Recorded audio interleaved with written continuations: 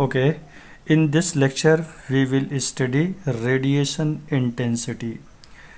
तो इसमें डेफिनेशन मैंने लिखा है power per unit solid angle in the given direction. तो सबसे पहले इसका मीनिंग समझते हैं कि इन द गिवन डायरेक्शन का मतलब क्या है। कि मैंने लिखा कि radiation intensity is denoted by U which is the function of theta and phi. Recall that कि थीटा और फाई क्या है, डायरेक्शनल कोऑर्डिनेट्स हैं।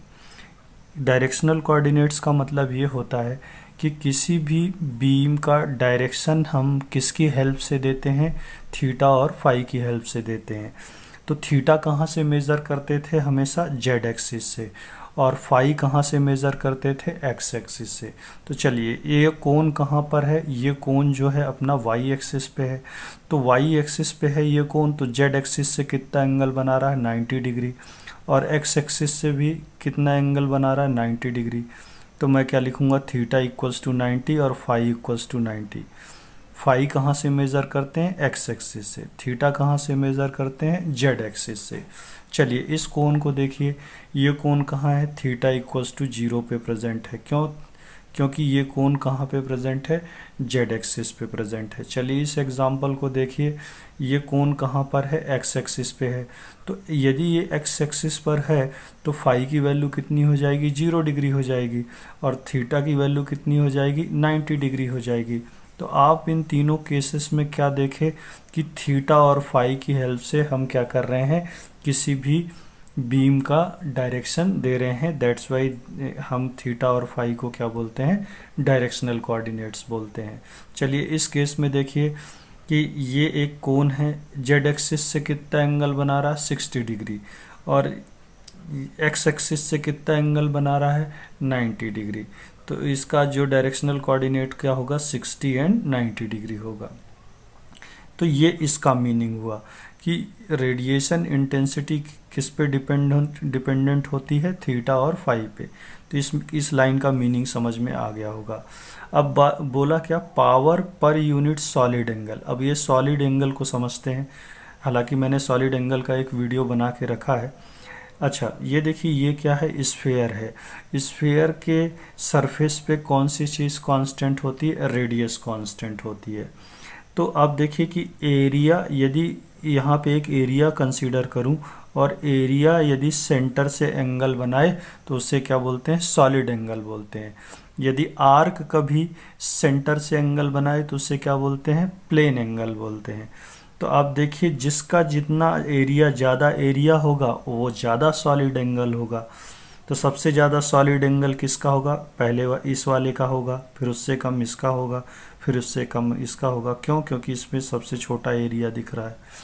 तो अब देखिए, अब रेडिएशन इंटेंसिटी की डेफिनेशन को पढ़िए, power per unit solid angle. तो सॉलिड एंगल कहाँ पे प्रेजेंट है, डिनोमिनेटर में प्रेजेंट है। डिनोमिनेटर में प्रेजेंट है मतलब सबसे ज़्यादा रेडिएशन इंटेंसिटी किसकी निकलेगी, इसकी। जिसका कम सॉलिड एंगल उससे ज़्यादा रेडिएशन इंटेंसिटी। तो रेडिएशन इंटेंसिटी का मीनिंग क्या है कि इस कोण से निकलने वाला जो पावर होता है उसी को हम क्या बोलते हैं, रेडिएशन इंटेंसिटी बोलते हैं। उसी को क्या बोलते हैं, रेडिएशन इंटेंसिटी। तो आप देखिए कि इस एक्सप्रेशन में जो सॉलिड एंगल है वो कहाँ, डिनोमिनेटर में। तो सोच के देखिए कि सबसे ज़्यादा रेडिएशन इंटेंसिटी किसकी होगी, इसकी होगी। क्यों? क्योंकि इसका सॉलिड एंगल सबसे कम है। तो अब देखिए कि on the surface of the sphere कौन सी चीज़ कांस्टेंट होती है, रेडियस कांस्टेंट होती है। तो किसी भी स्फेरिकल कोऑर्डिनेट सिस्टम में कौन कौन से पैरामीटर्स होते हैं, आर होता है, थीटा होता है और फाई होता है। तो आप देखिए कि इस सरफेस पे कौन कौन से वेरिएबल होंगे, थीटा और फाई वेरिएबल होंगे।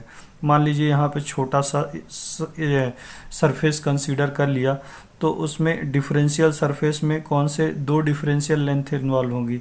तो differential area on the surface of sphere is R square sine theta d theta D phi. ये देखिए ये कहाँ से आया, कैसे आया। आप मेरा स्फेरिकल कोऑर्डिनेट सिस्टम का वीडियो देख लेना, review of spherical coordinate system. अच्छा, ये आर स्क्वायर से डिवाइड किया तो एरिया डिवाइडेड बाई ये आर स्क्वायर क्या प्रोड्यूस करता है, सॉलिड एंगल प्रोड्यूस करता है। तो यहाँ पे यदि मैंने डिफरेंशियल एरिया लिया है तो यहाँ पे मुझे क्या लेना पड़ेगा, डिफरेंशियल सॉलिड एंगल लेना पड़ेगा, साइन थीटा डी फाई। अच्छा, इस डेफिनेशन को थोड़ा सा और मॉडिफाई करते हैं। तो क्या मैं यहाँ क्या है, power divided by solid angle, तो मैंने यहाँ क्या लिख दिया, D P by D ohm. तो कोई दिक्कत नहीं है, differential power divided by differential solid angle. तो D P is equal to U into D ohm लिख सकता हूँ। ठीक है, लिख दिया। दोनों तरफ इंटीग्रेट कर दीजिए। डी पी का इंटीग्रेशन क्या होगा, पी, तो और इसका यू डी ओम की वैल्यू क्या है, देखिए साइन थीटा डी फाई। तो ये कैसा इंटीग्रेशन लगाना पड़ेगा, यहाँ पे डबल इंटीग्रेशन लगाना पड़ेगा। क्यों लगाना पड़ेगा, क्योंकि यहाँ थीटा और फाई दो वेरिएबल इन्वॉल्व हैं। तो चलिए यहाँ पे अब कुछ एक और चीज़ को समझते हैं। यहाँ पे देखिए, ये एक एग्जांपल मैंने फिर से लिया है। बताइए इस कोण के डायरेक्शनल कोऑर्डिनेट्स क्या होंगे। ये देखिए, ये कोण कौन से प्लेन पे है, एक्स जेड प्लेन पे है। तो पक्की बात है फाई की वैल्यू क्या होगी, 0 होगी। और थीटा कितना है, थीटा 60 डिग्री है, तो फाई 0 थीटा 60। बताइए इसके लिए क्या होगा, ये कोण कहाँ पर है, एक्स वाई प्लेन पे है। एक्स एक्सिस से कितना एंगल बना रहा है, 45 डिग्री। एक्स एक्सिस से कौन सा एंगल मेज़र करते हैं, फाई मेज़र करते हैं। और थीटा कितना होगा, 90 डिग्री होगा।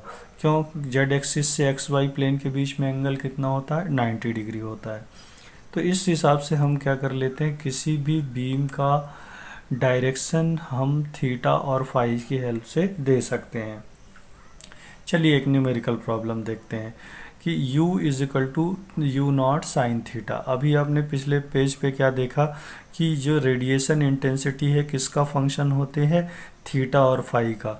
और थीटा और फाई को क्या बोलते हैं, डायरेक्शनल कोऑर्डिनेट बोलते हैं। तो ये u theta is equal to U naught sine theta, ये गिवन है क्वेश्चन में। इसने बोला फाइंड द रेडिएटेड पावर। अच्छा, बेसिक डेफिनीशन पे चले जाइए। तो क्या होता है, रेडिएशन इंटेंसिटी क्या होती है, power per unit solid angle. तो D P upon d ohm, तो D P is equal to U d ohm, P integrate कर दीजिए यू डी ओम। तो अच्छा देखिए, तो डी ओम की वैल्यू क्या होती है, sine theta D phi. U की वैल्यू क्या है, U naught into sine theta. Theta का रेंज क्या होता है, 0 से पाई। फाई का रेंज क्या होता है, 0 से 2 पाई। इंटीग्रेट कर दीजिए, आपको U naught into pi square मिल जाएगा। चलिए अब हम समझते हैं कि relation between radiation intensity and power density.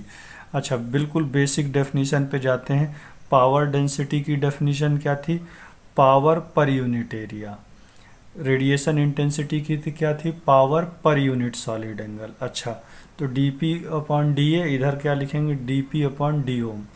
तो अच्छा, d P is equal to क्या लिख सकते हैं, डब्ल्यू इंटू डी ए। और डब्ल्यू क्या है, पावर डेंसिटी है। डेंसिटी किस पे डिपेंडेंट होती है, डिस्टेंस डिपेंडेंट होती है। और यू किस पे डिपेंडेंट होता है, रेडिएशन इंटेंसिटी, थीटा और फाई डिपेंडेंट होती है, डायरेक्शनल कोऑर्डिनेट्स पे डिपेंड करता है। तो यहाँ पे भी डी पी, यहाँ पे भी डी पी, दोनों को इक्वेट कर दूँ तो W into D A is equal to U into D ohm. D A की वैल्यू क्या होती है, अभी आपने देखा था R square sine theta D phi. D ohm की वैल्यू क्या होती है, साइन थीटा डी फाई। इसको सॉल्व करिए तो u इज इक्वल टू क्या मिल गया, आर स्क्वायर इंटू डब्ल्यू मिल गया। तो रेडिएशन इंटेंसिटी और पावर डेंसिटी में सिर्फ एक ही फैक्टर का डिफरेंस है, दैट इज़ आर स्क्वायर। तो इस रिलेशन को दिमाग में बहुत अच्छे से रखना है, ये आगे चल के फ्रिक्वेंटली यूज़ होता है। तो चलिए एक न्यूमेरिकल प्रॉब्लम देखते हैं। यहाँ पे देखिए, यहाँ पे एक आइसोट्रॉपिक रेडिएटर है और उस आइसोट्रॉपिक रेडिएटर का हमें क्या निकालना है, रेडिएशन इंटेंसिटी निकालना है। तो रिकॉल दैट रेडिएशन इंटेंसिटी की डेफिनीशन क्या होती है, power per unit solid angle होता है। अच्छा, आइसोट्रॉपिक रेडिएटर देखिए, मान लीजिए यहाँ पे सेंटर पे रखा है। तो आइसोट्रॉपिक रेडिएटर क्या करता है, it radiates equal amount of energy और पावर इन ऑल डायरेक्शन। चलिए, on the surface of the sphere कौन सी चीज़ कांस्टेंट होती है, रेडियस कांस्टेंट होती है। तो वेरिएबल क्या होता है, थीटा और फाई वेरिएबल होता है। तो ये जो आइसोट्रॉपिक रेडिएटर है, it will radiate energy in the radial direction. ये एंगल कितना है, थीटा। यहाँ से जो एंगल मेजर करते हैं वो क्या कहलाता है, फाई। तो अब याद करिए कि रेडिएशन पावर डेंसिटी का इक्वेशन क्या होता है, पावर डिवाइडेड बाय एरिया। तो एरिया इस सरफेस पे जो एरिया कांस्टेंट, इस सरफेस पे जो एरिया लेते हैं वो क्या लेते हैं, R d theta R sine theta D phi, ऐसा डिफरेंशियल एरिया लेते हैं, आप पिछले देख लेना। तो इस इक्वेशन को सॉल्व करूं तो D P is equal to W into d S, W into d S रख दिया। तो डी एस की वैल्यू क्या होगा, यहाँ डब्ल्यू इंटू डी एस रख दिया, इंटीग्रेट करिए, इंटीग्रेट कर दिया। डब्ल्यू की वैल्यू डब्ल्यू नॉट लिखा। ऐसा क्यों लिखा, क्योंकि ये जो आइसोट्रॉपिक रेडिएटर है, मैं बोल रहा हूँ कि it radiates equal amount of energy और पावर इन ऑल डायरेक्शन। यहाँ पे रेडियस कैसी है, कांस्टेंट है, यहाँ पे भी पावर सेम होगी, यहाँ पे भी सेम, यहाँ पे भी सेम, सेम सेम सेम, हर जगह सेम होगा। तो इसलिए मैंने इसको क्या लिया, कांस्टेंट क्वांटिटी लिखा, डब्ल्यू नॉट। तो R square on the surface of the sphere, R क्या होगा, कांस्टेंट होगा, इसको भी इंटीग्रेशन के बाहर ले लीजिए।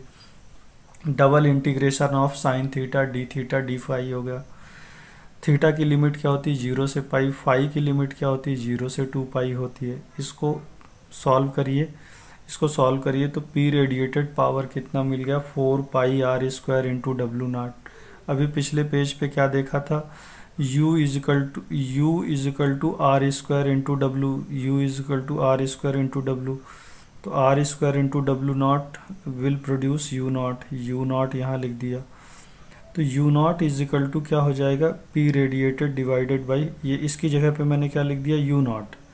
तो यू नॉट की वैल्यू क्या हो जाएगी, पी रेडिएटेड डिवाइडेड बाई 4 पाई। तो ये हो जाएगा क्या, radiation intensity of the isotropic radiator. Basically क्या डिफरेंस है रेडिएशन इंटेंसिटी और रेडिएशन डेंसिटी में। डेंसिटी में क्या है, पावर पर यूनिट एरिया, एक यूनिट एरिया से पावर निकलने, यूनिट एरिया से निकलने वाले पावर को क्या बोलते हैं, पावर डेंसिटी बोलते हैं। यूनिट सॉलिड एंगल से निकलने वाले पावर को रेडिएशन इंटेंसिटी बोलते हैं। तो यहाँ सॉलिड एंगल इन्वॉल्व है, यहाँ एरिया इन्वॉल्व है, बस। तो आई थिंक आपको समझ में आया होगा। यदि आपको लेक्चर अच्छा लगता है then please like, subscribe and share it. और नेक्स्ट लेक्चर में मैं डायरेक्टिविटी पढ़ाऊँगा, so please watch my next lecture. Thank you very much.